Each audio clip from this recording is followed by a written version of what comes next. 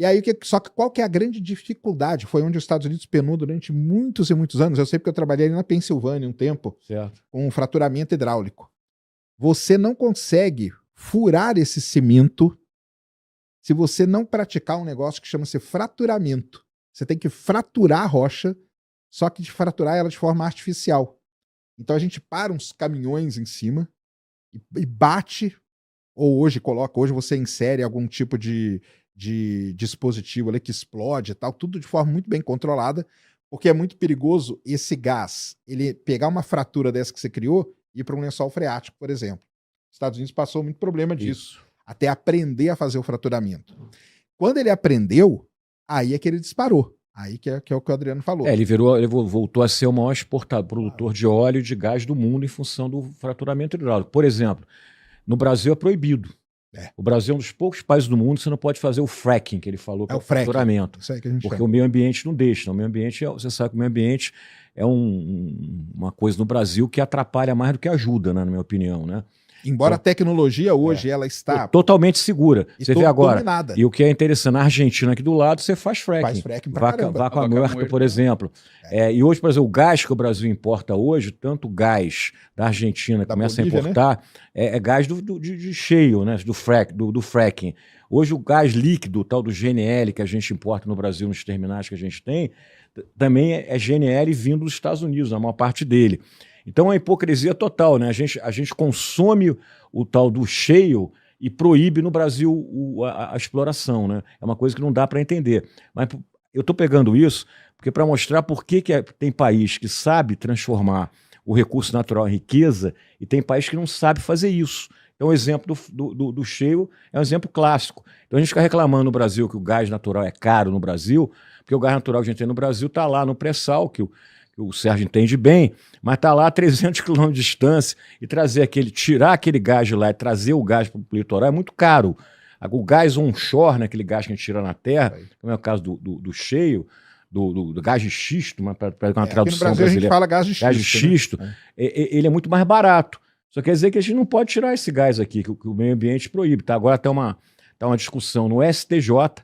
O STJ, em Brasília, está discutindo, os ministros que são grandes entendidos em petróleo, né? Petróleo e gás natural, vão decidir se o Brasil pode explorar cheio ou não pode explorar cheio. Você vê, por isso que tem país que não, volta a repetir, não consegue transformar uma riqueza em benesse. A gente viu recentemente um debate, que o Sérgio deve ter acompanhado muito, que é a exploração da margem equatorial brasileira. Participei ativamente então, isso aí. O margem equatorial é outra coisa. Você está lá na área mais pobre do Brasil, que é o Arco Norte, né? E aí fica discutindo se pode furar, não pode furar, e deixando uma riqueza embaixo lá do mar, que poderia trazer muita benesse. Quadruplicou o PIB do Suriname. E da Guiana. Então, quadruplicou o PIB deles. Ressaltar, são populações pequenas. Mas você vê o seguinte, então no caso da margem equatorial, também chega a ser surreal. Né? Você tem uma riqueza que o país não pode usufruir da riqueza. E quem não pode usufruir são os mais pobres do Brasil. Ainda tem esse negócio. Aí o pessoal fala assim, não, mas o dinheiro que a gente tira do petróleo no Brasil, ele foi mal utilizado lá no Rio de Janeiro, pelo governo do Rio de Janeiro, que ainda hoje mais de 80% da produção do petróleo brasileiro está ali no Rio de Janeiro, e nos municípios. Mas isso aí não é argumento.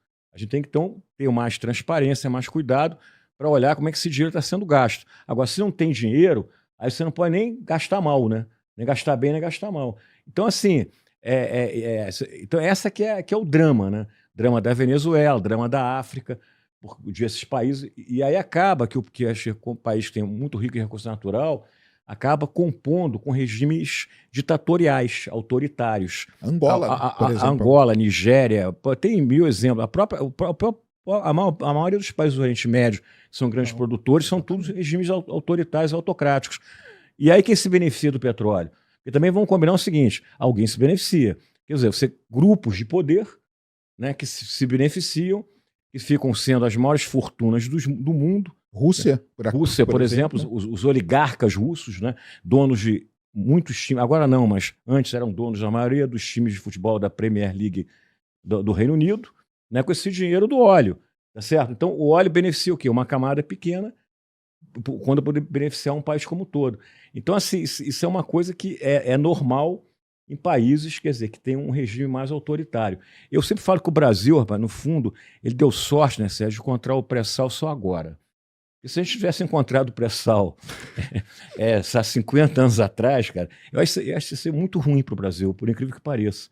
Né? Porque a gente, por exemplo, deixaria até de explorar energia elétrica dos rios e outras fontes, porque o petróleo, que é negócio, o petróleo é imbatível, né? Ele é o mais barato, ele é o mais eficiente. Né? Foi a Venezuela, né? A Venezuela ela já foi uma potência de petróleo no mundo. A Venezuela tinha refinarias na Europa, a maior rede de postos de revenda de gasolina, como o pessoal chama, da costa leste americana era a Citgo, que pertencia à PDVSA. A PDVSA já foi uma empresa de petróleo de primeira linha. Hoje está tudo largado, tá? Um lixo, uma sucata. Né? Hoje a Venezuela, com 300 bilhões de reservas de petróleo, produz 1 milhão, né, de barris, né, dia que é 1% da produção mundial hoje, que está em torno de 100. Então, assim, agora, isso aí, volto a dizer, isso aí o que o Sérgio falou, isso não é um defeito do petróleo, é um defeito de quem administra esse recurso petróleo. Então a gente tem que torcer para o país ter petróleo e explorar o petróleo. Se eu faço aquela brincadeira, já fiz até com vocês aqui. Se a gente não tirar o petróleo debaixo da terra, lá o sindicato que o Sérgio talvez tenha pertencido dos funcionários da Petrobras. Não, eu nunca trabalhei em Petrobras, então, não. Tá bom, então desculpa. Mas o sindicato... Muita gente acha que eu trabalhava como terceirizado. Né? Então aquela profecia de que o petróleo vai ser nosso mesmo, cara. Vai ser de mais ninguém, pô. Porque vai ficar lá em terra. Isso mesmo. Adriano, você tocou num ponto muito interessante. Tem uma empresa da Argentina que eu olho, que é a Pampa Energia. E ela tem participação num bloco da Vaca Muerta, que é uma bacia sedimentar que tem um potencial enorme em termos de gás e petróleo também. E o interessante de Vaca Muerta é que ele dá um gás que é muito barato. E a indústria paulistana, por exemplo, paulista, né, ela utiliza um gás que ele acaba sendo mais caro. A gente paga aí 14, 17 dólares o milhão de BTU. Lá eles conseguem vender, é claro que a infraestrutura já está pronta e nós precisamos fazer a infraestrutura por 4 dólares, 13,50. Então, se nós criarmos essa infraestrutura, isso seria positivo enormemente para a indústria nacional, né, em termos de geração de emprego, de redução de custo de produção. O que falta para nós investirmos nesse tipo de infraestrutura? Olha, eu acho assim que você tem toda a razão. Não tem setor que gera mais emprego que infraestrutura. Qualquer infraestrutura, não é só na área de petróleo, né? Estrada, rodovia, aeroporto, tudo isso gera muito emprego e o Brasil é um país muito carente de infraestrutura. Né? A gente fala que o grande custo do Brasil está na infraestrutura. Né? E no caso do gás, cara, eu acho que o desafio para a gente ter um gás barato no Brasil é a gente ter um mercado mais concorrencial. Eu acho que quem não deixa o mercado do gás crescer no Brasil, o preço baixar, é o monopólio da Petrobras. A estrutura monopolista, seja quem for, né, se também não fosse Petrobras, fosse alguma empresa privada, é característica do monopólio controlar a curva de oferta. Né? Então, quando ele controla a curva de oferta, ele controla preço. Né? Então, o Brasil tem um preço de gás dos mais caros do mundo. Né? Você vê o Brasil hoje, mais ou menos, ele produz uns 170 milhões de metros cúbicos de gás por dia, mas ele reinjeta 90. Isso aí. 90 milhões, aí chega lá no consumo 50. Tá certo? E você importa mais dependendo do reservatório estar vazio ou não para poder ligar a térmica, você importa mais uns 20%. Então, quer dizer, é um negócio que não fecha a conta, entendeu? Porque você então teria que ter o quê? Mais concorrência para baixar esse preço e para você também criar infraestrutura. Porque a infraestrutura também hoje, dos gasodutos para escoamento da produção, que vem do pré-sal, da UPGN, que está ali para limpar o gás, né, para separar a parte líquida da parte seca do gás, é tudo basicamente Petrobras. Né? Então a Petrobras hoje ela controla 83% da comercialização do gás no Brasil. Então, das duas, uma. E o Brasil é mais um caso sui generis outra vez, que é um dos poucos países que eu conheço, Sérgio, que o consumo de gás cai, não aumenta. Né? O pessoal fala assim, o gás é a energia da transição. No Brasil não chegou ainda. Mas vamos torcer para que chegue, porque não é se for transição, como é que o consumo cai? Cai por quê? Porque o preço é muito caro.